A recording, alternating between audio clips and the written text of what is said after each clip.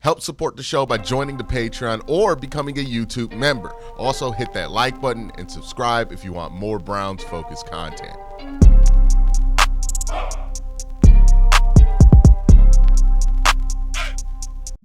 If you are a football fan, if you love football, if this is what you do, then I will strongly encourage you to tune in. I believe it's going to be on ABC at 5 o'clock and watch Ohio State play Oregon. Because, in my opinion, this is going to be the single game in this playoff where you're going to get to see the most amount of NFL draft prospects in this class go up against NFL draft prospects in this class, right? Like, you're going to be able to see good on good NFL guys on NFL guys. I think that Ohio State and Oregon are the two best teams, the two most talented teams in college football, in the best conference in college football. It almost reminds you of like what Alabama LSU used to be when those two would match up, where you just see NFL guy at the NFL guy there. That's what Ohio State and Oregon is this year for college football. It's a classic matchup for the Rose Bowl, 5 o'clock, right at the sunset, watching a Big Ten team take on a legacy Pac-12 team. This is what it's about. But if you're a Browns fan, maybe you're not an Ohio State fan, a lot of you guys are, what else this is about is the NFL prospects that will be on the field.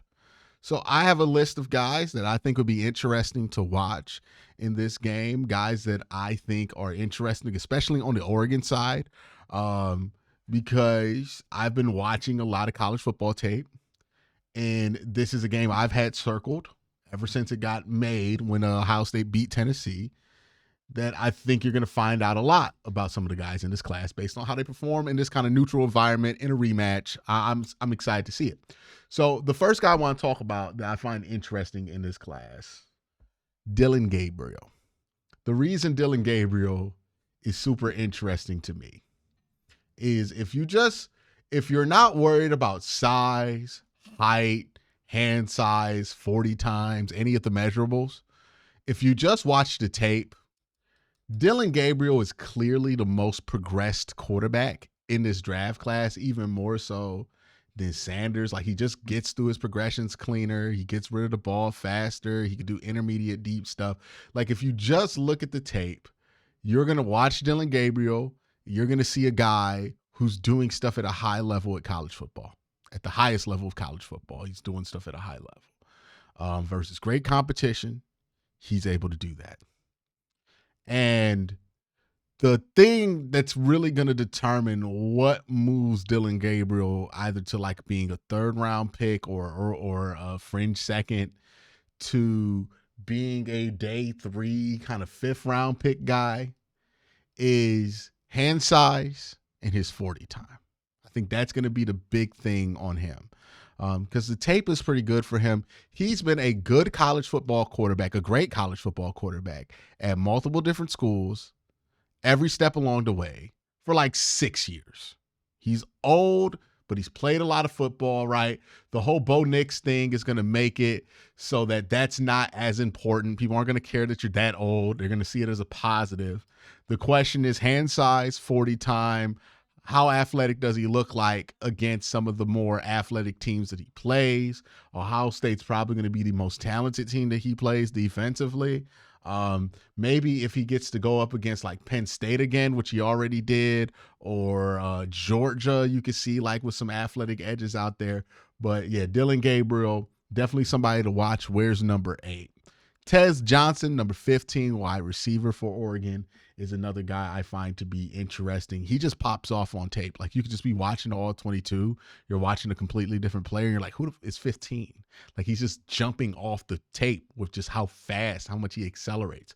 The problem with Tez Johnson is he's built like a sprinter.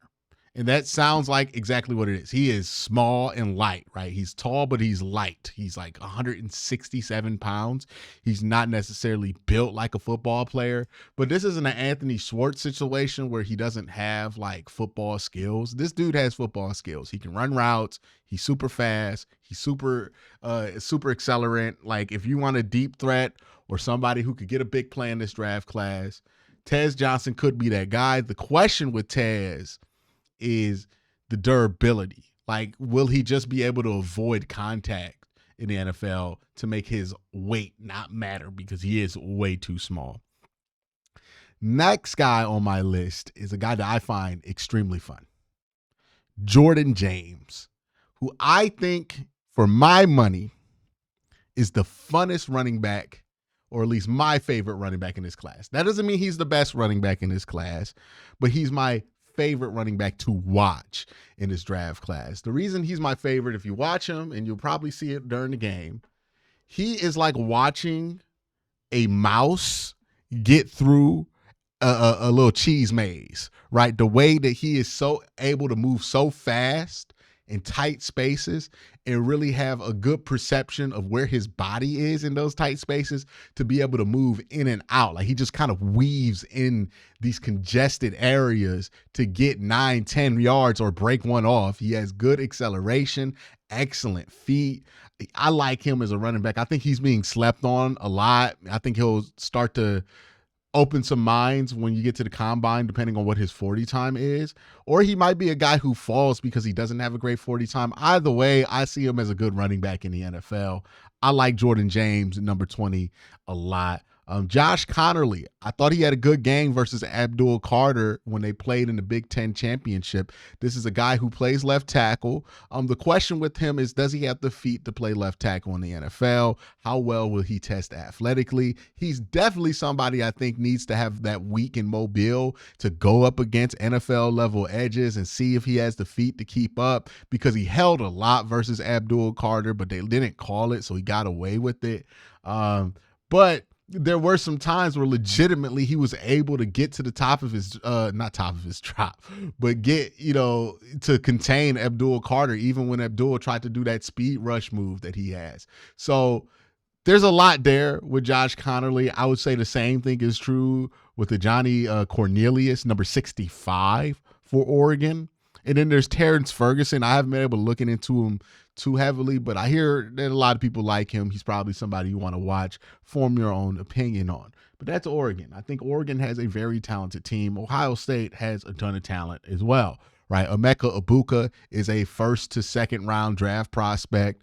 You guys know Emeka Ibuka's game. I don't know if he's a number one guy in the NFL, but he's definitely somebody who's going to help your wide receiver room.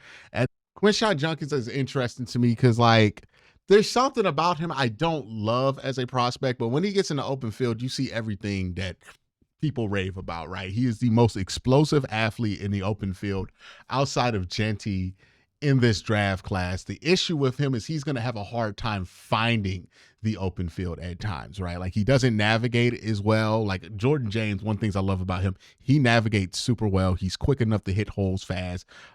Junkins, he doesn't navigate as well. I think his vision isn't as good as other backs in this draft class, but what he does have is, if you give him a seeing eye back, like if you run him with a fullback or something like that, or somebody to point him in the right spot as far as where he should go, like he's a perfect Shanahan system guy, then all of a sudden he's going to find that open space and he's going to be impossible to stop once he gets downhill.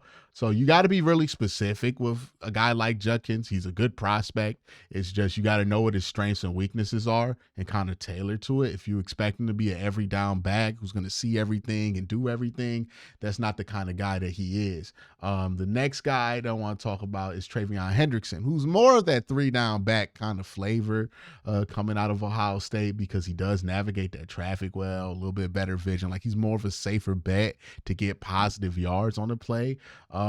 The issue with him, I believe, is injury. Correct me if I'm wrong there, but Travion has had some issues with injury. And he's not like that same kind of prototypical build that like a Quincy Junkins is. Lathan Ransom, see him in that Ronnie McLeod lane or that Nickelback lane, where he could be somebody who takes care of the dirty work there. He is a good run defender at Ohio State. He's an all right coverage guy.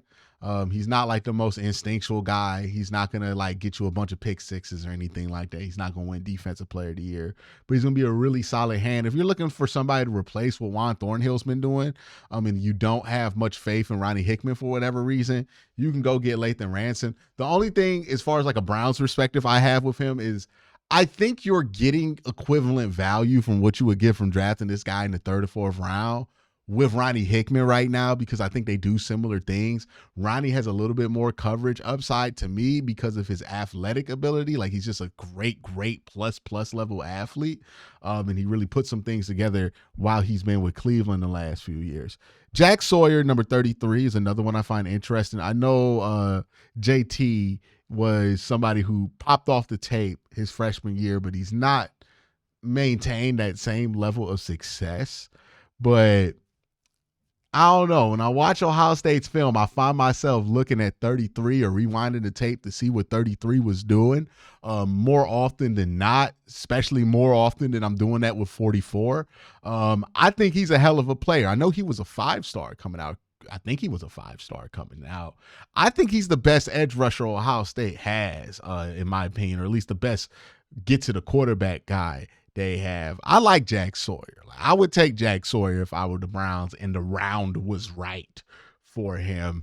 He's another prospect that I find a lot of interest in. And then Tyleik Williams, he pops off tape at times. He's not super consistent, but at times he looks like he could be one of the better prospects in his draft class. Other times he looks like he's kind of just chilling around there. But I like Tyleik a lot.